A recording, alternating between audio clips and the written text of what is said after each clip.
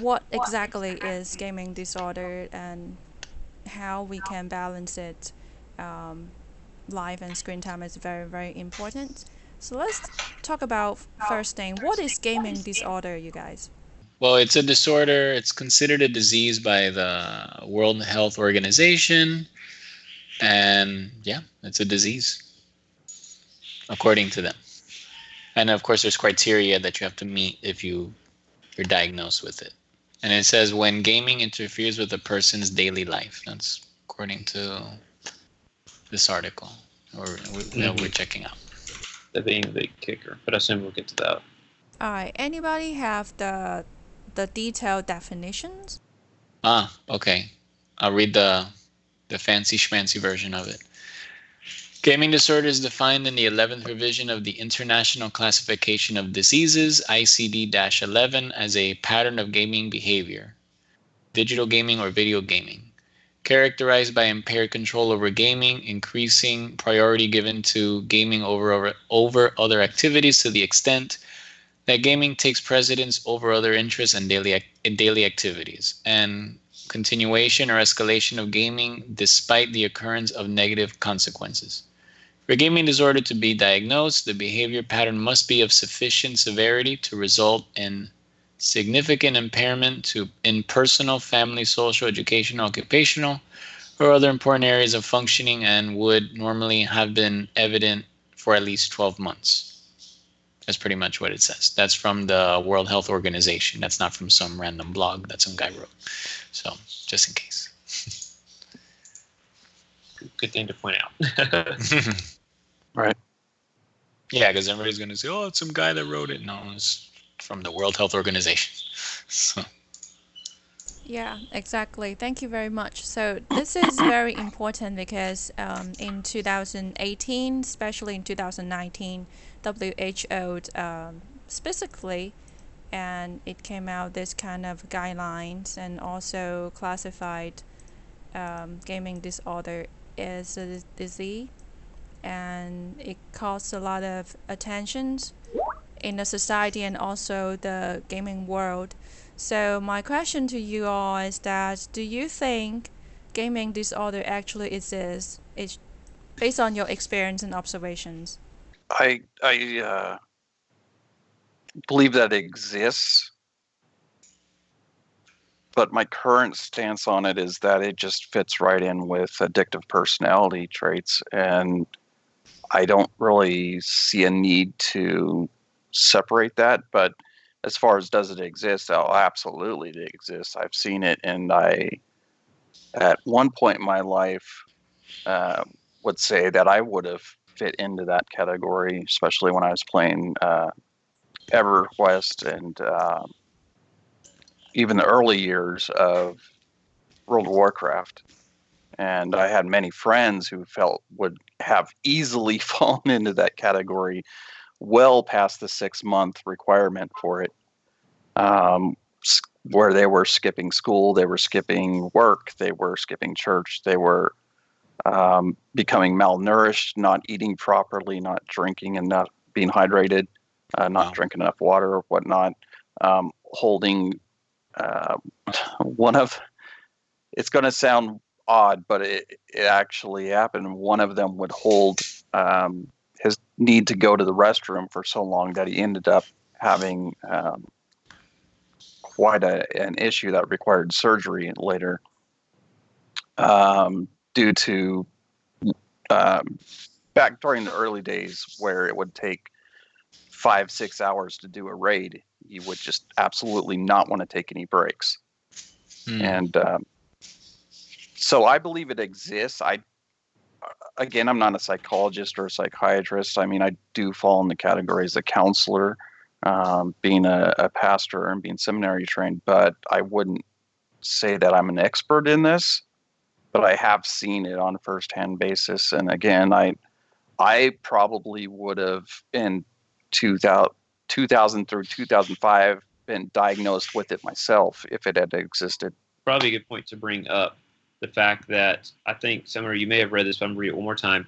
For gaming disorder to be diagnosed, the behavior pattern must be of sufficient severity to result in significant impairment of personal, family, social, educational, occupational, or other important areas of functioning and would normally have been evident for at least 12 months. In other words, what we're talking about is different from someone who just plays, kids that play games a lot during the day. I mean, if you play for a few hours a day, maybe it's getting in the way of your homework, but you're probably not going to be diagnosed with this thing. Because I think the first thing we're going to get from a lot of people seeing this, or at least we definitely know from a lot of parents, is they're going to freak out. Oh my gosh, my kid has this disorder. He plays way too much Fortnite.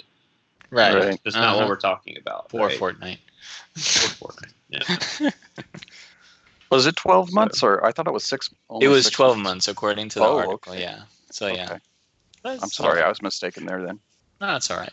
I would agree. I mean, I think I would definitely say that it exists. I personally don't have any real experience with it personally. But I know that people can, become addicted to just about anything. Even things that you would think it's totally not possible. So I think it definitely is important to take seriously. I think it also, is a little bit of a tricky thing, because just thinking linguistically, we tend to throw around the word addicted to a lot. And it really, I've got friends who say, I'm totally addicted to video games, but that's not this.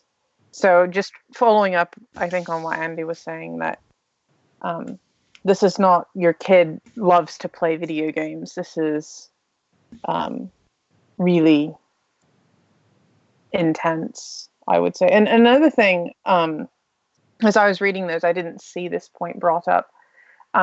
Probably the only time, and Karen, you may have more thoughts on this, that I've seen something that's a little off, is I've seen occasionally people get just uncontrollably raging at a game, and I think that sometimes it is funny, but sometimes it is a little bit concerning as well. Yeah. Mm-hmm. But, Yeah, you are absolutely right on that.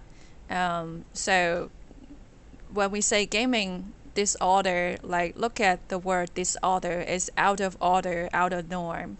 So we're talking about this is very extreme type of behaviors, and we call it addictions. And people think about drug and alcohol, that kind of, or even internet, social media, cell phone addictions, or even food addictions.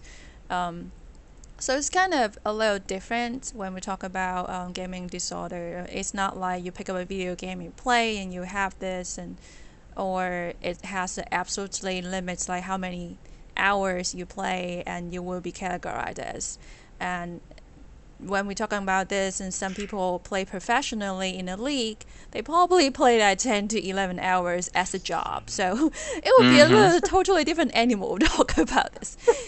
But yeah, I completely agree with you. Based on the definition itself, is that impair control, that in that range, that anger, and that behavior will fall into that impair control the thing. And how about priority? It has two folds. One fold is the impair control.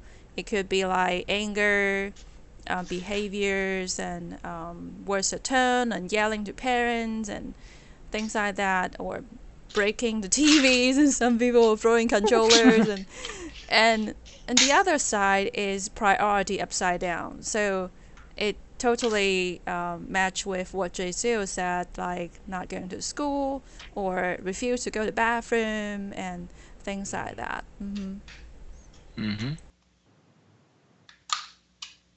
I think that, at least for children, some of that might just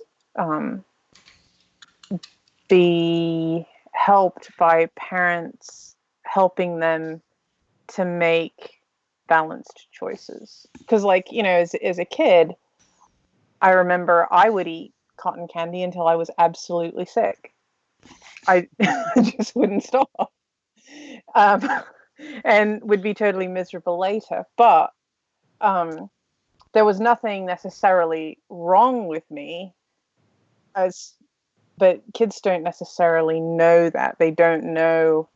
To them, like, yeah, I'd totally rather, play a game than go to school. I mean, who wouldn't? Yeah. Yeah, they're not going to understand these differences. I think that's something that, and there's going to be some disagreements in parenting styles here, or maybe on that. But in general, you have to realize there's some things kids can learn the hard way. Yes, sure. I think gaming is not one of those things. It's not something that a little kid's going to understand what they're getting themselves into. They're enjoying it. It's entertainment. They're not realizing that they can become addicted to it, because most parents don't realize that we can get addicted to things like this. That most people are just now starting to understand. Kieran, you understand this much better since this is your profession, but our brains literally rewire itself based off of what we're doing, and we develop habits, and those habits don't just become some habit like, oh, you just do it because it's a habit to do it. You start doing it more and more because your brain is wired to do it more and more. And so that's something we do have to protect our kids over and help them understand the difficulties that might lie under that they're not going to get. In other words, set time limits, basically. Too much of a good thing is still too much. Mm-hmm. I kind of look back. I think this all started as I feel like I was one of the last generations that had one parent that stayed at home and the other parent brought home the bacon, so to speak, in American terms. That worked. My dad worked his booty off, and my mom stayed home and raised us. We're very fortunate to live in a time in the I'll go ahead and say the 70s and 80s. I'll date myself a little bit here. And anyone that knows American culture, America was doing rather well in the 80s, and your cost of living to what you made with your job was better balanced than it is nowadays. It was much easier. It was much easier. Even when I went in the workforce in the early 90s, it was much easier to pay rent and your utilities on even low income, or what's considered low income now, minimum wage. Now it's impossible. And if you throw a spouse and a child into that mix, both parents have to work. And I saw that changing during the 1990s, where what we used to call, I don't know if they still call it this, but they used to call it latchkey kids, where both parents worked, or one was going to college or busy doing something, going playing bingo at the church or whatever. Where the kid would come home from school, be left unattended for an hour, 2 hours, 3 hours. That became far more prevalent in the 90s, and now it's almost unheard of to have a parent at home unless one of the parents has a really, really good job. You just can't. Pretty much. Right. You can't raise children. So now these children are kind of left to their own devices, and when the parents or one of the parents do arrive back home, they're so tired from working all day or whatever they're doing all day, and they're just exhausted, and all that they can really mentally do is just sit their kid in front of the television. And that was a big problem during the 1990s, that I remember when I was taking a lot of psychology courses for adolescence and childhood and whatnot, that they were focusing on was television was the big babysitter. Mm-hmm. And then as the late 90s and early 2000s came along, then more and more households were getting computers. Their video gaming was becoming huge in the late 1990s. And that's where all this started, I think. And it's just continued, where the parents are just like, you know what, I'm tired. I worked all day. Just go play Fortnite, Pretty much. And it's just easier to do that. And with this crazy world that we live in, I mean, just to defend some of those other parents, you can't just send your kid, just like when I was a kid, you would get home from school, you do your homework, you do your chores, and then your parents would say, okay, now go play. Get out of my hair. Go play. Get on your bicycle, get on your skateboard, go climb a tree, go get into trouble. Whatever, just don't get the cops involved. and Yeah. and we could do that. We didn't have, I mean, yes, we had kidnappers and all that stuff back then too, but all the neighborhoods were joined together and everyone watched each other's kids, and there was just, people were linked together. And now it's like we just, hardly anyone knows their neighbors. No one really talks to each other other than saying hi and bye and the other pleasantries. How you doing?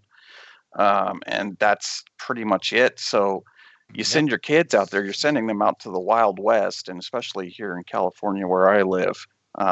I would much rather have my kid playing with his friends on the Xbox than roaming around on his bicycle outside, because I do sit there and worry about, drive-by shootings, or, well, they don't happen as much as they used to, but still happen.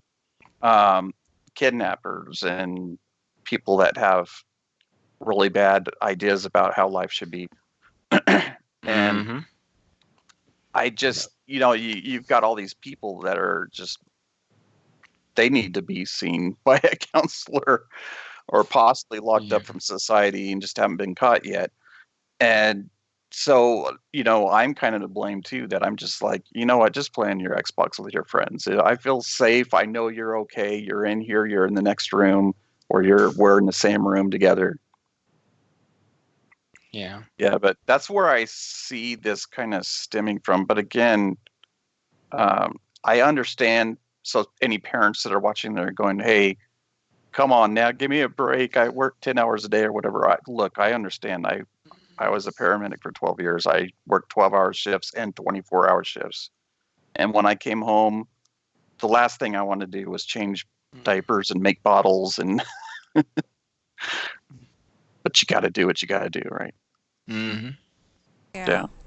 Well, life has so many aspects, and gaming is an entertainment, a type of entertainment. And then besides all the others like video, YouTube, or TV shows and Netflix and things like that. So there's so many aspects in our life, like studies in schools, and no matter it's K-12 or university level, and work, no matter you work at home or you work in other places. And some people have volunteer activities and churches and some other things to do. So the question is that if we don't want gaming become our only one priority in this life, and do not want to fall into the gaming disorder category, and one of the things that's very important is balance. How to balance our priorities and life and with so-called screen time. Screen time is basically not only for video games but also for every devices that have the screen, that including phones, computers, and TVs and things like that. So my next question is for all of us, and how are you doing right now for your screen time? What do you think? You do a good job as an adult, as a parent, as an individual? My phone says I was up 20% from last week, so I guess not as good as I would like. Yeah, I got mine today, but I forget where it is. I have to check. But I can give my opinion on that. I wrote sort of an article on that on my blog. It was related to that, but in regard to like screen time, yeah, like as an adult, you have to really control. You have to have get your priorities in order. That's the hardest thing as a human being. That I think discipline and priorities. Like because you want to play video games. Like I'd rather be playing video games right now. Like, but I know we're doing a podcast, so it's like okay, I can't play. So it's always that struggle. Like you want to. Since we're talking just mainly about video games, you want to play this, or you have this new game you downloaded, or this other game came out, like just for like personal example, like I just got the game Detroit Become Human, and it was on sale for like $7 something. 750 or something like that. And I've always wanted to play that game. And then I haven't played it because I have other things I have to do. But in the back of my head, I'm like, I want to play that game. Okay. So you have to balance yourself. You just have to be in control. And that's the hardest thing that everybody struggles with, every human being. And the best thing you can do, and the best advice is just you have to let God help you. You just got to say, God, like, I want to do this. I really, your flesh either wants to do something, whether it's something that's bad, it could be you have a struggling with something, or it could just be something like a video game. It's not a sin or anything. God's not gonna hurt you for playing a game. It's a game, but you have to have priorities. So you just say, God, help me to organize myself, and you sit down and you if you really have to, and your schedule is super crazy packed, you make a time for it. So if it's you work from 9 to 5 or 8 to 4, whatever, and you're gonna go, okay, at 8 o'clock is my gaming, 8 to 9 or whatever is my gaming time, and it's sacred, and that's when you play your games. But if you can't, something happens, you gotta cook, you gotta clean, you gotta do, I'm speaking for myself, I mean, I don't know whoever's, could be a 13-year-old listening to this and they're like, I don't do all that stuff, but I do. So, if you have stuff you have to do at home and you can't, so, you just have to like die to yourself, it's like, that's what I like to say, you just got to die to yourself. You want to do this, but you can't. Oh, but I really want to. Yeah, but you can't, so you got to do this other thing. Maybe you won't play games today, oh, but that sucks. I want to, yeah, but you have to take care of your priorities. If not, your life is just going to be a mess, and you've played a whole lot of video games, but your life is, is a mess, and your relationships are a mess, and your priorities are all out of whack. And then, so you have to, you can't do it all. It's only 24 hours. Sometimes I ask God, I'm like, God, just give me more hours. Just like make it 27, make it 25, 29, but you can't do everything. You got to sleep, unfortunately, all those things. So you got to organize yourself. Well said. I think it's just like he said, that it's about scheduling. And with mine, that's exactly what we do. We, have certain hours that we do certain things. There's time set aside for chores. There's time set aside for outside play or doing other activities. And you just, you break it up and you stress the importance of, getting up and moving around and interacting with the world around you. And as being the ultimate goal for the day is to devote as much time as you can to the outside world and to the people around you, and to not, get so locked in on your mobile device or your console or your PC that you forget that you've got a brother and sister or aunts and uncles and grandparents and parents that are there in your home right next to you, that you should take time to talk to them and play with them and do whatever activities with them, chores and whatnot. And because I really feel like we're losing that, not just in American culture, it's all over the world at this point, where people are just, they only talk to each other, kind of like we're doing right now. So I don't know, this may be hypocritical, but how would I talk to you guys otherwise? You live too far. Yeah, right. Yeah. You're on the other side of the country for me, man. I mean, Hey, if you want to give us all a plane ticket so you don't feel hypocritical, I'm okay with that. Yeah, I'm okay with that too, man. Hey, man, I would so love that. And my kids are trying to get us to move to New York, so I may be closer to some of you. But sort of. I liked Syracuse. I loved it. But anyway, well, parts of it. There were some parts I would rather stay out of.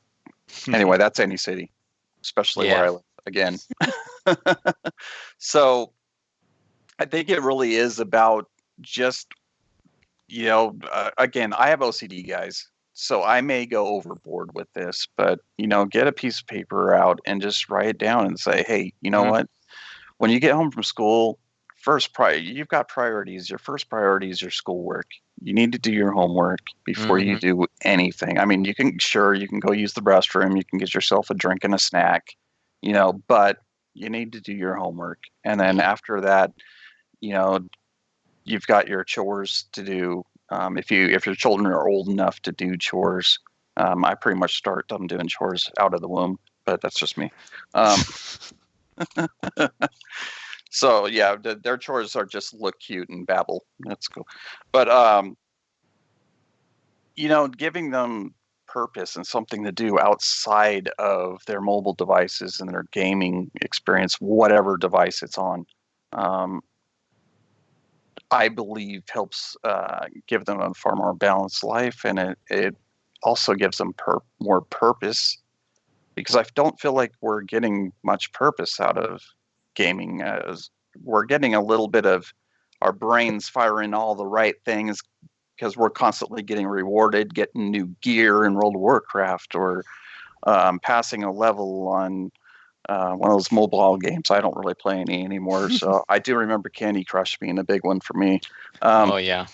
Yeah, I mean, it hits all those things in your brain. They're like, oh yeah, okay, well, it's midnight, but I want to pass level 53, so you do it again, and then soon it's 4 o'clock in the morning, and you got to be at work at 8. Doesn't work out too well. I can tell you that from experience as well. With World of Warcraft, that was.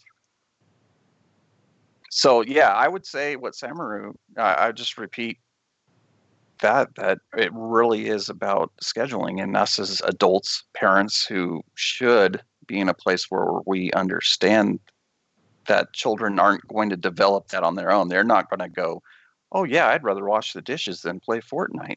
Right, Yeah, exactly. it's not going to happen. So we as parents need to step it up. For us during summer camp, well, first of all, at our school, we don't allow the children to have any kind of screens. They're not allowed to have anything that they bring. Any of those kind of items are banned. For the summer, we do once a week. The kids will get a movie they get to watch, and we have a Wii that there is played during a certain period of the day that they're allowed to have access to. They do rotations. It's kind of like it's a summer camp kind of setup. It's different than the regular normal year, but they have more access to those kinds of things. Is the reason I'm speaking about it. And they'll rotate around the school and do different things with the different age groups that they're with. But I'd say for anything with any of our different group settings and stuff, we're very strict on, you're in line right now, so you need to act like you're in line. We don't mess around. We keep our bodies to ourselves in line.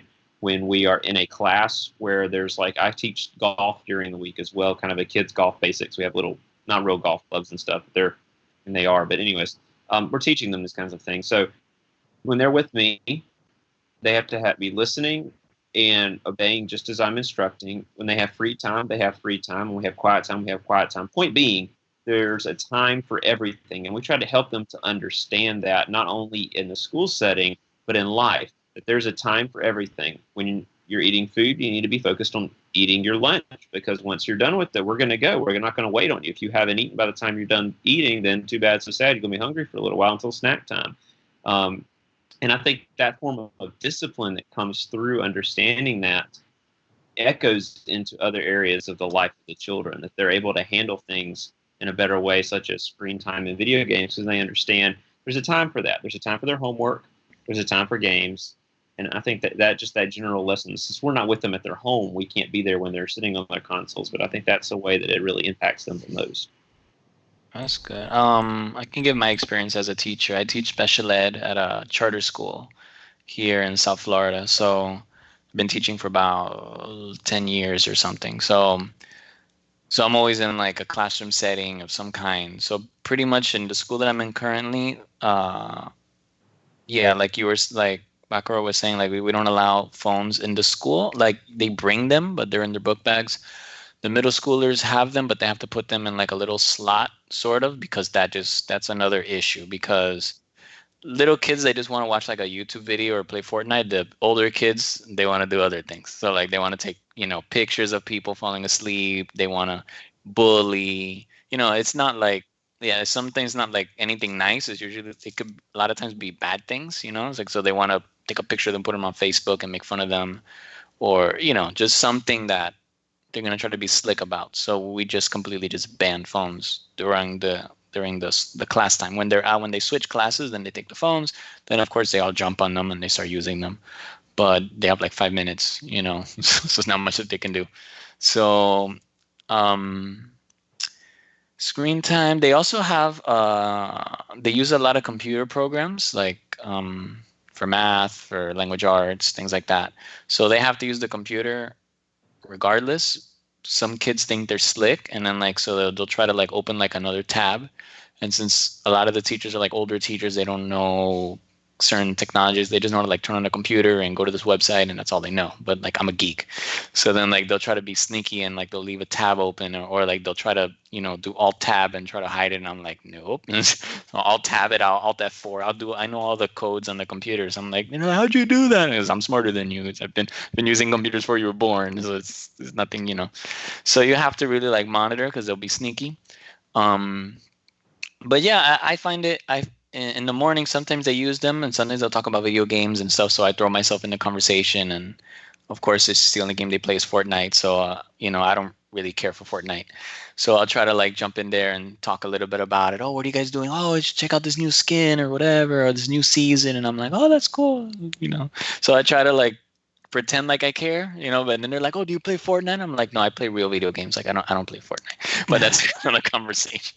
Because I had a discussion with somebody and they were like, no, Fortnite's a game. I'm like, it's a game, but I don't like really like it, so I'm biased. And I'm more like I'm a console gamer. So, it's like if it's not on console, it's a game, but I don't know. That's another conversation. But yeah, it's fun. It's interesting to see the different ways how video games like I'm a different type of gamer than they are. So it's interesting how gaming got to the point where it's like there's different types of gamers. It's not just when I was little, everybody would just play like NES or Super Nintendo. Like that was it. There wasn't like you didn't have other options. It's like you were playing Genesis, Super Nintendo, Game Boy, like that's it. Now it's like on a computer, on a tablet. There's mobile games, there's VR games, there's console games, it's just everything. There's probably games out there's PC games, the master race. So there's all types of games. So like I'm not a big PC person. So like people mention PC games, I'm like, I don't even know what that is, and I've been playing all my life, so it's interesting. But yeah, you just have to limit them, and you just try to make it interesting. And if you see that they're going out of hand, you have to tell them, hey, you got to do your homework, you got to do this, then you can play your games. Even though I'm not their parents, but as a teacher, I want to make sure that they know that I'm kind of giving some kind of form of discipline, like I'm not their parents, but the kids do listen to teachers, even though to me, I'm thinking like to them, it's interesting as a teacher because you see yourself as a teacher, but you're still yourself. But when you're in that role, like they look at you in a different way, so you can think of yourself as like, I'm just a guy, but to them, you're a teacher. So then you have to really remember that, like, okay, what I say, these kids are actually going to listen to. It's not just like talking to some kid, okay, whatever, guy, I don't even know you, but they say, oh, he's the teacher. Then they listen, so I try to use that authority to my advantage and make sure that, that I can speak life, speak something positive into them and, and not just be like, oh, it's just a game, like I understand what that is. So as a gamer, I don't tell them I'm a gamer because they're going to think, oh, he's a gamer, he's just weird, because I'm a teacher. So I try to keep those two separate, so, but it can be tricky. But yeah, you just try to speak life and speak positive things into them, Yeah, we had the same issue with Sunday school, believe it or not. Some people might go, what? In the last, I would say 5 years, I've seen more and more. It's got even our friend Mario, who everyone here knows, just sent me a message about seeing some kindergartners with cell phones, which would have been unheard of a decade ago. Yeah. And even me, it's just over 10 years now that I've been pastoring the children's church. It was unheard of to see. You didn't see any kids with mobile devices until about 5 years ago, and it started creeping down. And the high school kids started getting them, and then all of a sudden the junior high started getting them, and and like I said, like Mario said, now there's kindergartners with cell phones. Yeah, there are. It's They're crazy in my to me. school. Yeah. So we at the church had to do the same thing as Bakara and Samaru, that we had to buckle down, and especially the junior high kids. They are the worst. Yeah, they're the worst. They're the worst. They're even worse than the high schoolers, I think. I don't get in that building that much. I try to steer clear of that one. It's crazy. But of course, I teach, just so everyone has reference, I teach 3rd and 4th graders. But I do pitch hit for 5th and 6th on occasion, reluctantly. But I like those grades. I don't want to be Jonah. So if God tells me go do the 5th and 6th, I do it. I don't like the insides of whales, but we had to do the same thing. Not so much. Well, right now, and what you said, made me giggle a little bit, because it is true that the grade school kids seem to it's YouTube and TikTok, which like cute stuff or whatever, silly cutie stuff. Yeah, they're watching people trip and fall on their face and laughing at it. Yeah. But the junior high is, they're all about taking pictures and Snapchat texting. and all that. Yeah.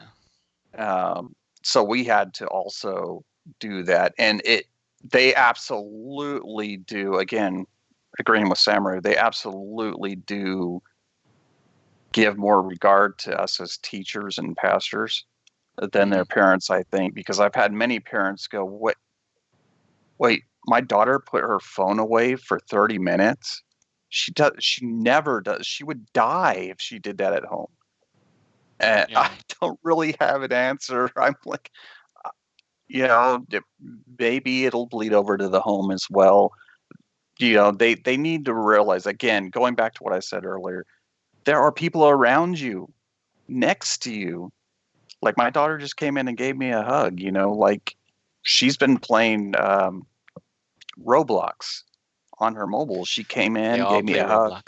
Yeah, came in, gave me a hug, went and said hi to her brother, got a drink of water, and that's what we need to be doing with our kids, and so that when they go into the crazy teen years and then they get into adulthood, that they have that instilled in them. Hey, there's people around me. God created us to be together and to enjoy his creation together, and not just be focused on this pretty thing in front of us all day long. Yeah, man. But on the flip side there, as we have 2 other teachers in here, my kids use like the Google, the Chromebooks and stuff at school, and it absolutely has improved grades and it does. Education. Yeah. It's a tool to be used. Just you got to use it appropriately. Yeah. Right. Yeah. Hawkeye, do you have anything you'd like to throw in there, since everybody ended up talking about teaching and experiences? Well, I do teach as well, but I teach to adults, so not really to children. That's an angle we haven't heard yet, so please illuminate. Honestly, that is something. ESL teaching or teaching with adults. Yeah, how are adults handling this? I see a lot of adults looking at their phone all day. Right. When they're driving. Oh, that's the worst. We have some bad drivers on here. I think just a couple of thoughts on what we've been talking about. I think it's important to not just focus on, like, this is what you can't do, but focus also on cultivating things in our life, other things that we love to do. It's like, yes, I enjoy playing video games, but I also love to draw. And, when I was younger, my parents made it a real point of cultivating that, of figuring out other things that I loved. And it was interesting. I love hearing everybody's experiences because we're all so different. Like, we always had computers and things like that growing up in my house, but we have never had anything like screen time. There's never been any limits imposed. Our internet has never been filtered. It's a very different way of looking at it. But my family did other things to make sure that life was balanced. And I think one thing and this is something that I've seen with siblings, or not with siblings, sorry, but friends who had a lot of siblings also, who had those kinds of things. I think it's important to not create sort of a forbidden fruit, because then as soon as you get out from under that, it's like, oh my goodness, I don't have any restraint anymore, and they go off the deep end. So one of the things that when I am working with adults, that I really focus towards is, again, and I don't know, Karen would probably know why this works, but we tend to respond much better to things that we like as opposed to things that we don't like. So instead of saying, well, I am not going to let myself play video games more the next, this is my set amount of time, which sometimes you need to do that. I mean, there's part of it, but also be like, today my goal is I'm going to spend so many hours doing this thing and this thing and this thing. And then if I have time left, I can choose. I might play video games, but I might continue doing something else. And with the adults, at least that I've worked with, that tends to have a good effect for them. And it also, I think, just it gives them an opportunity to see, hey, I could maybe make some of these things that I thought, oh, I'll never be able to do that. Well, I might be able to actually do that if I think, just in terms of anti-emission, the ESL, I don't think I've seen so much for the games, although I have noticed that a lot of my students don't have computers at home, but they do have phones. So we've done a lot with helping them to use that to actually get some studying done, which is kind of blown some people's minds. Do you have any issues with your adults in class with their phones being distracted?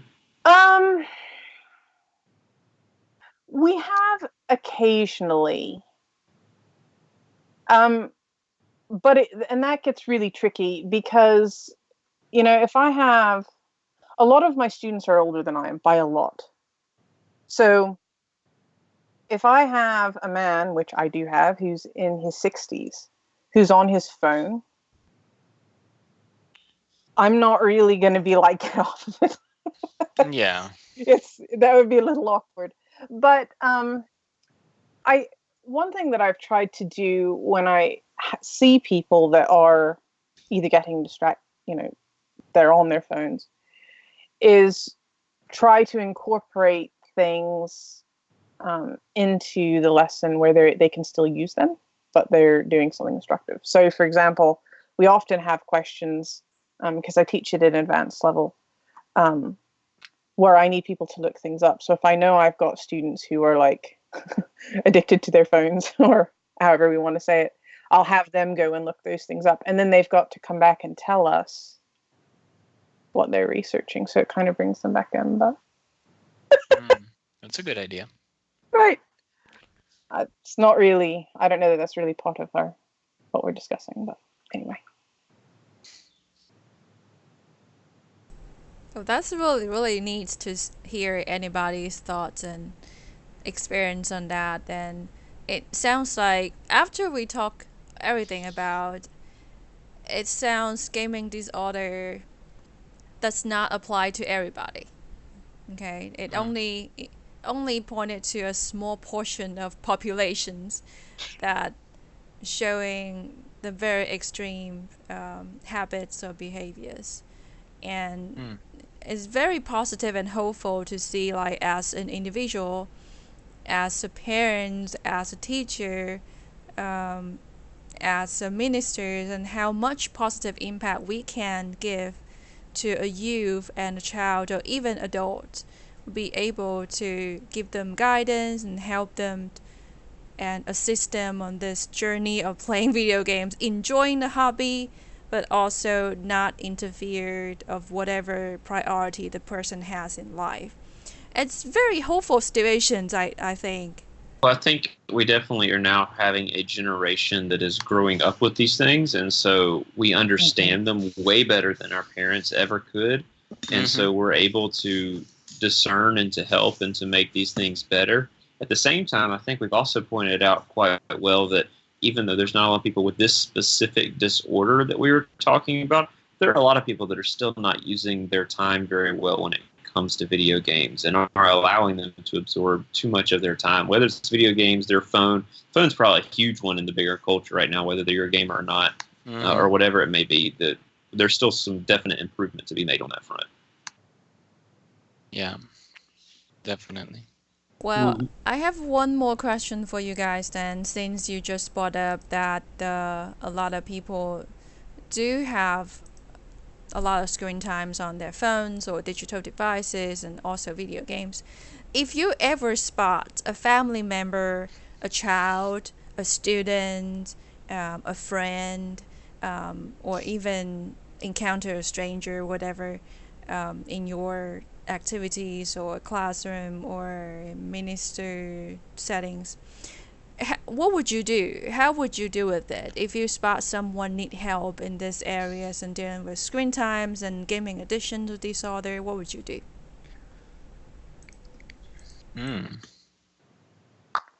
I think first and foremost, show care for the person. Before you even go in and are like, you've got a problem.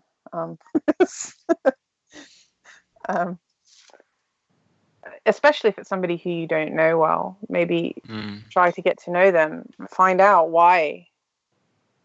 Because I think maybe, I don't know a lot about this, but my guess would be that the behavior is covering up or compensating for something else that's going on in their life.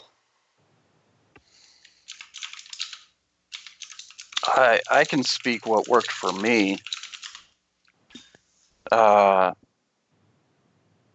first, I had, especially with EverQuest, which for those of you who maybe weren't even born yet when that was a thing, it used to be called EverCrack because it was so addictive. I've heard of that. I never played it, but I heard of that. Right. It was, and I did. I worked. It didn't keep me from working, and I never skipped a day or even took a vacation day to play it. So honestly, I don't really, of course, can't really say that about yourself. You need someone on the outside to do it. But I don't feel, and my shrink has not indicated that I have an addictive personality. I tend to be able to, I quit drinking soda cold turkey. I didn't have any withdrawals or anything. It was no big deal. I quit coffee cold turkey. So I don't really, that's tough. Yeah, I don't really have an addictive personality. My dad, however, he's really bad. But what worked for me and what didn't work for me, at first, I was receiving, like Hawkeye just said, I was getting a lot of people, friends and family who were, that game's destroying your life. If you don't stop, you're gonna die alone, kind of things, you're gonna lose all your friends and family and burn all the bridges and blah blah blah because that's all you care about is that stupid game. And I can tell you right now that did not work. That did not work for me. It may work for some people, it may scare some people straight, I don't know, but it did not work for me. What worked for me is when I had a few good friends who came over and took it from the approach of, we miss you.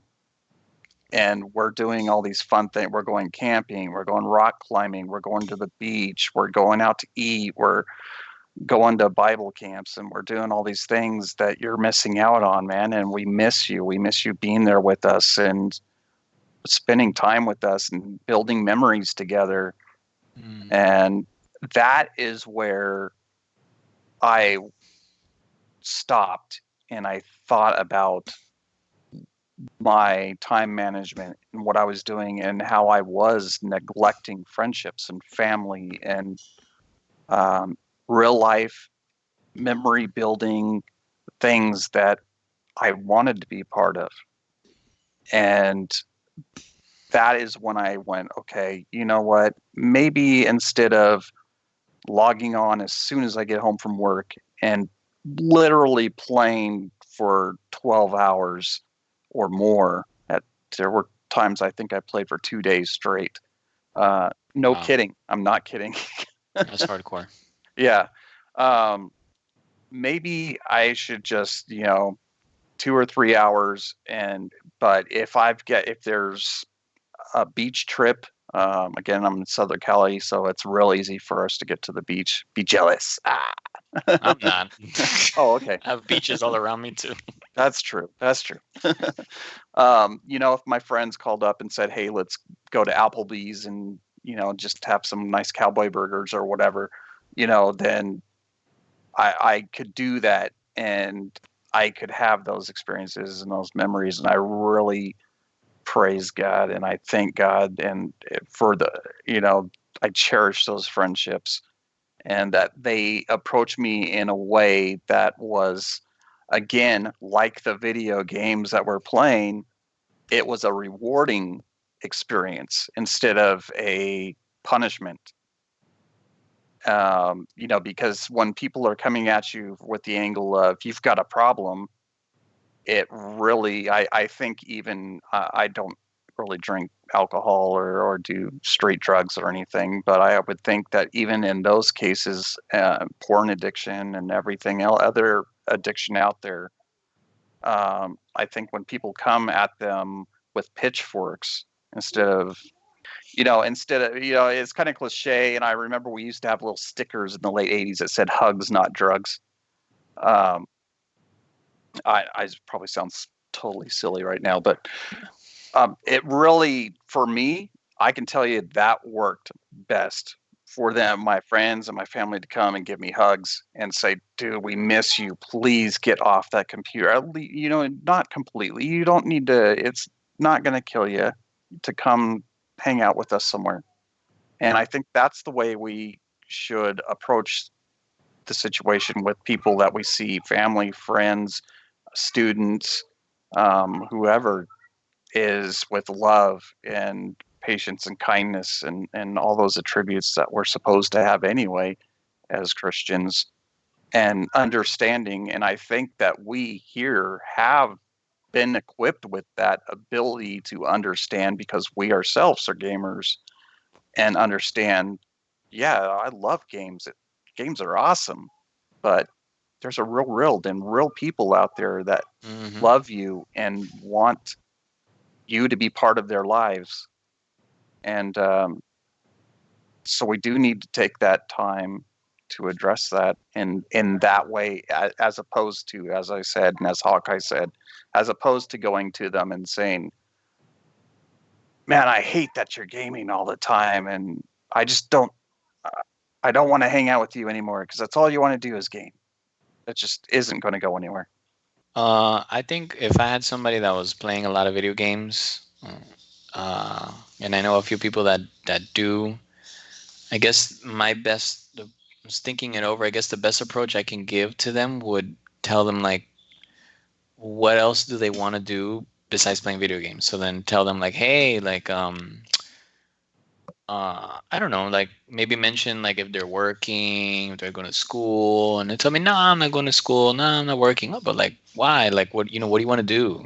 Oh, I wanted to be, I don't know, a lawyer. I wanted to be a teacher. I wanted to open a business or something. Like, well, what do you have to do, man? Like, do you have to go to school? Do you have to take a class? Like, like kind of like coax them into like taking the next step, because then we just get stuck with video games, and that's great.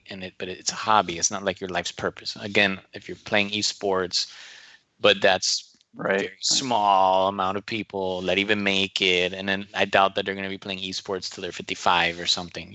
So that's like it's like a sport. It's like you play for a little while and then you retire. So um so that's what I would think, kind of like see what else are you doing in your life, like it can't just be video games, like God put us, each of us, with a purpose in our life, and there's, he has put talents and giftings in us that he wants you um to manifest. I don't know if that's the best word to use, but like, to walk in that purpose, so like me as a teacher, I love to teach, but it would I wouldn't be using my full potential if I didn't teach, if I was just playing video games. I can teach on video games. I can teach on anything, like as long as I know it. But it's a gift that I have, and I know I have it. So um so everybody has something that they're called to do, so it's not just video games, so you have to see what it is. It could be a sport, maybe you're called to be a basketball player, or Stephen Curry, or so whatever, or you're Tiger Woods, or that's their gifting, they play golf or whatever. It's a sport, but I don't think most people are called to play video games as, their life's purpose. But you have to kind of see, like, to help them balance it out, kind of encourage that, like if they're going to be a counselor, okay, I like counseling, let's go, man. What do we got to do? Got to go to school? Okay, I'm going to help you find some classes. What college you got to go to? This one. Okay, let's start looking up stuff, get them a book on counseling, they can start reading it. I don't know, like encourage that that journey that they have to take to do that. So that's what I would more do. I'm talking like older people, like 18 plus, 17, high school. I'm not talking like a 7-year-old, like, oh, what do you want to do in your life? I don't know, like they're little, I don't know. But older, people around my age, 20s, 30s, that's what I would do. Awesome. I think today we have the super awesome, wonderful conversation about the hot topics today, and it's everybody give importance and helpful input that they're just very, very profound and insightful.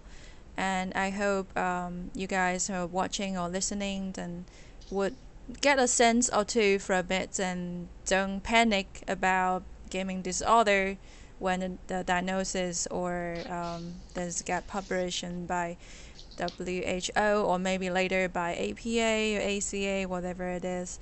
But the thing is, the future is hopeful, the future is bright, and the responsibility is not just on the player himself or herself, but also on everybody surrounded by that player. Could be parents, could be minister, could be teachers, and could be players online and local players, even friends. That each of us can be a positive influence to each other, to hold each other accountable, to help each other to achieve goals, and to develop hobbies and interests, and even start your careers, and a lot of things that we can hold each other accountable and help each other to not fall into the putting priority upside down, that kind of situations. And I think all of us have a positive role to play, and I think the Lord give us the passion of being a geek, a nerd, an otaku, and get interested in anime, and get interested in playing video games. And I think that passion can be very beneficial for His kingdom, for His people, and that should not be underestimated. And above all, and God called us to love on each other, no matter that person is a gamer or that person is loving anime like nobody else. And could be a wonderful blessing that we reach out people that nobody could. So I think I hope everybody learn a little. The key word today is balance. The balance of our life and our screen times and our hobbies, and yeah, and even ministry as well. So thank you so much for everybody here today, and this is a wonderful, wonderful, wonderful, awesome conversation. I really fully enjoyed it. And I hope you guys do. Welcome to come back next time and see you guys again.